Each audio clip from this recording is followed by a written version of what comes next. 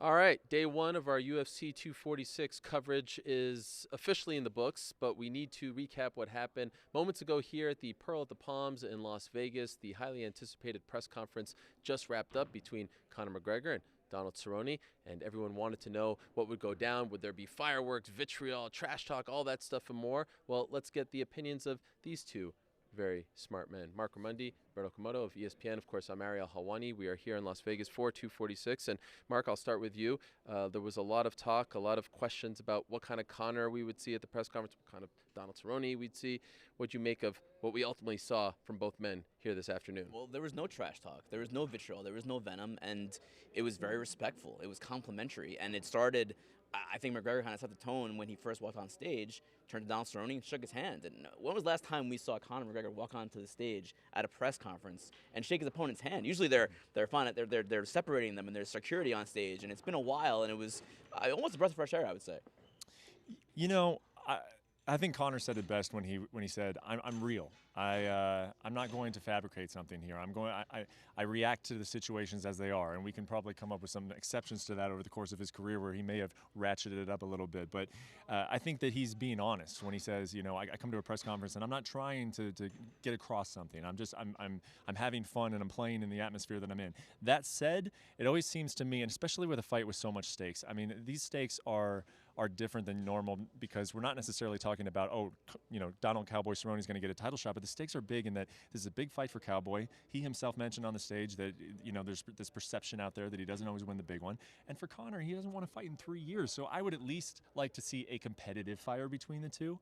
And I didn't get that. And I'm not saying that, you know, that means that they're going to go out and be nice to each other on Saturday, but it would have been nice. I wanted to see a little bit of competitive fire between the two, where almost they're starting to get an edge and not like each other just because they know that they're competing against each other in a few days. McGregor had that great line, "Blood will be spilled on Saturday night, but not bad blood." Yeah, that was pretty good.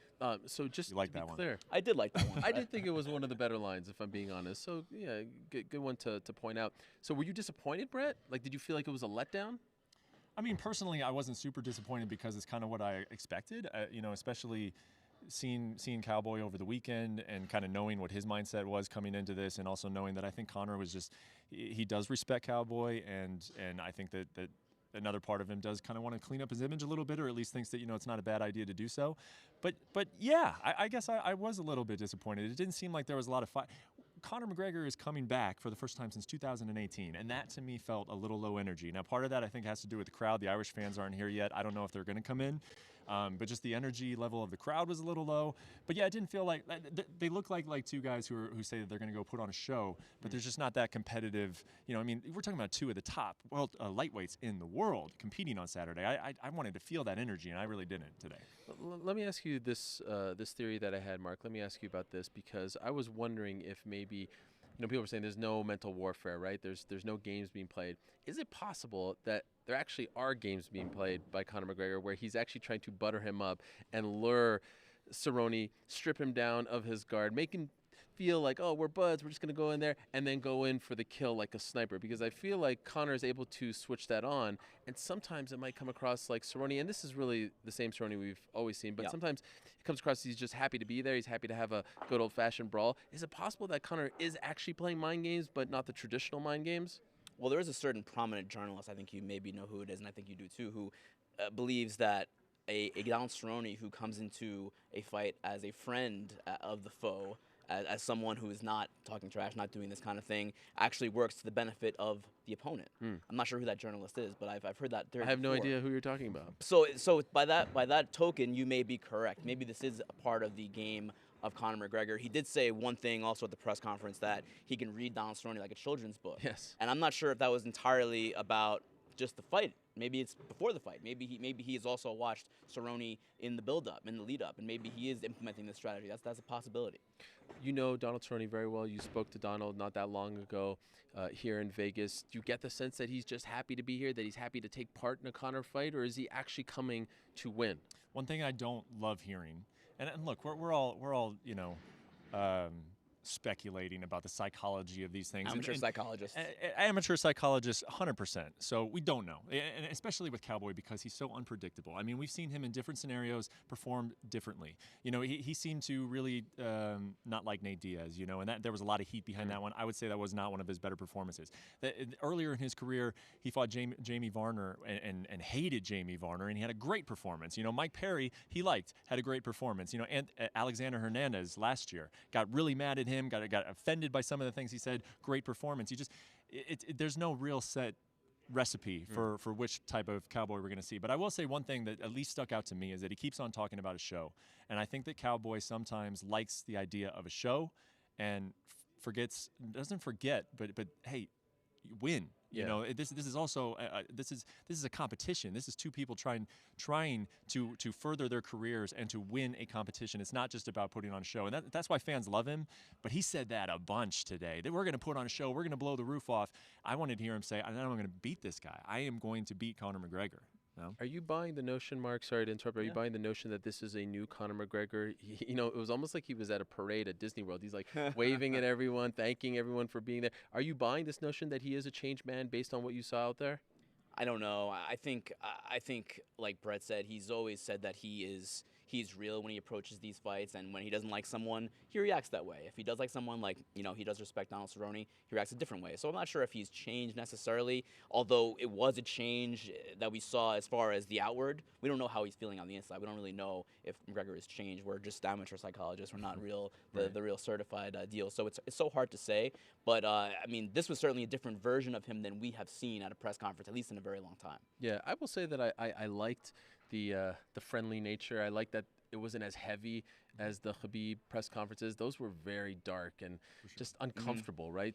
Some of the narratives and the rhetoric and the trash talk was just mean-spirited, right? And so this was nice. I know that the fans were very much looking forward to it, and I feel like maybe their expectations were a little too high considering what the recent McGregor press conferences were like. Mayweather, Diaz, Aldo, and of course the Khabib one. But overall, I feel like if you kind of read the tea leaves going into today, it kind of played out the way we thought it was going to play out. Now, one interesting thing that Conor said once again was that he's underweight.